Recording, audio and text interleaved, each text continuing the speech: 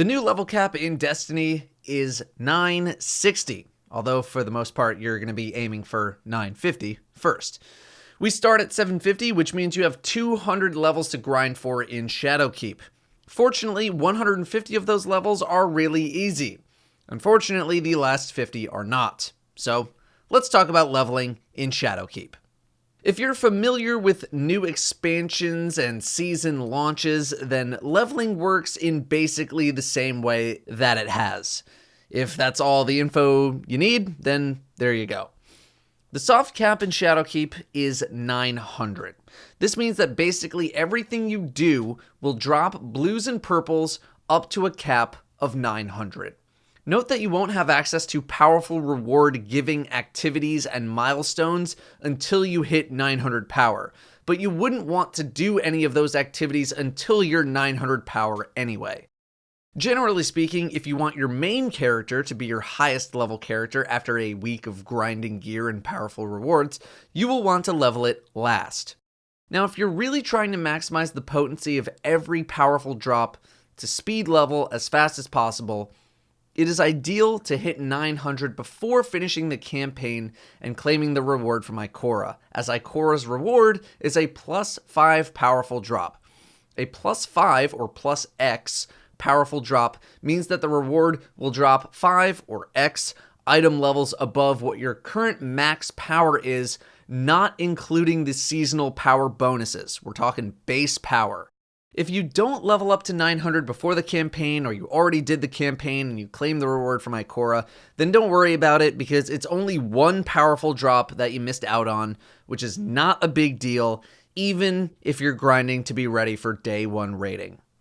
Hitting 900 before the campaign is over means you'll need to do some grinding outside of the campaign first. You can utilize some of the drops during the campaign to help, mainly in the form of Dreambane armor, but otherwise you have two options. Number 1 is to use Vanguard and Crucible tokens and or planetary mats to level up.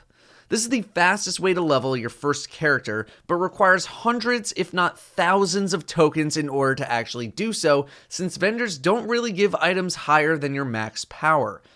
Most people are probably not going to have tons of tokens to spare, which brings us to option 2, which is do literally anything else. I found that doing strikes worked out pretty well on my first character, as I typically got 2 or 3 rewards from the end chest that gave pretty substantial boosts to my power in that slot. Also, it's a lot more fun than something like grinding public events.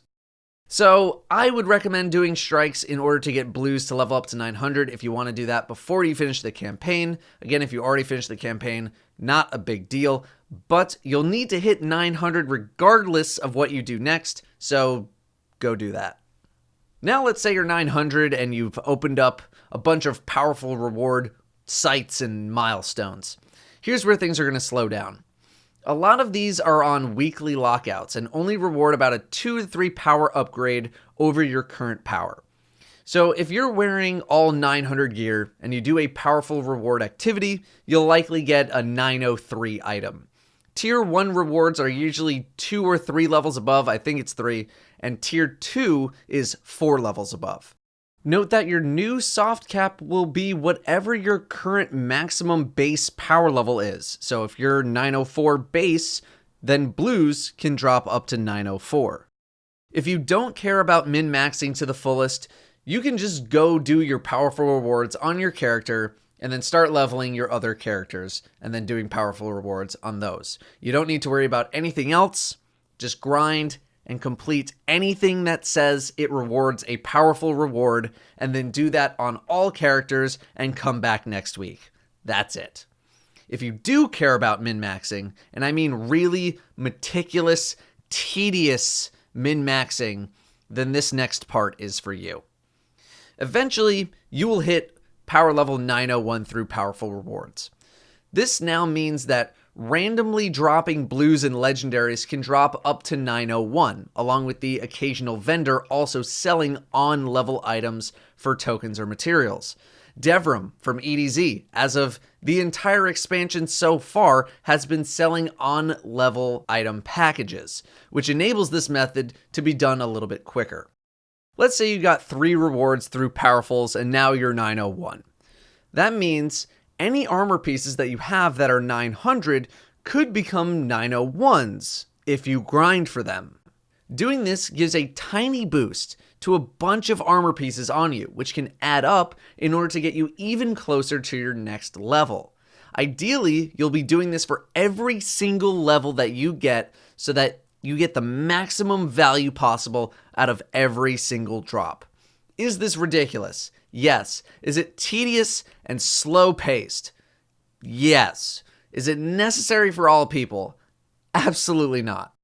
You want to try to do powerful rewards that give a big boost when the difference between the power levels on your gear is small. Let's say every item you have is 909 or 910. Doing a big powerful here is fine because there's no risk of getting an item that won't be a big boost in some particular slot, right? You're going to get like a 913 or something like that. That's a big boost anywhere.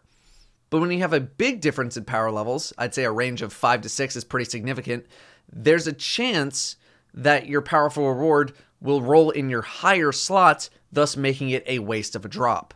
So if you're power level 910 with a mix of items ranging from 907 to 913, there's a chance you get a powerful that may give you only a +1 or even a 0 power upgrade. This is where you'd want to grind blues to try to even out your power levels on your items. There is no particular order that you need to complete your powerful reward activities in when grinding these activities. Powerful reward sources include strikes and strike bounties, Crucible and its bounties, the Gunsmith's bounties, Clan XP, the Flashpoint, Gambit, the Eris story bounty, Nightmare hunts, and the Nightfall. Another big source of powerfuls is the competitive playlist, aka survival. Doing competitive gives you glory and valor rank at the same time, and whenever you level up your rank in Crucible, you get a powerful reward. Running with a good PvP group means big glory gains, which potentially means a lot of powerful rewards. However, if you're not a strong PvPer, then this option might not be as viable for you, and you may just want to stick with non-competitive play. So now let's say you did all of your powerfuls, you did all your everything, and you want to start leveling your next character. You should transfer your high-level weapons over to that character so that they get a big boost in their power. Then, you can simply pull gear from your collections as it steadily levels up your character. The gear in your collections is tied to your current character's level. So if you drop a bunch of 900 weapons on a 750 character, you're going to go up to around like 780, 785 or something like that. Which means the gear you pull from collections will be higher than 750 for your armor, and you essentially just power level yourself through collections.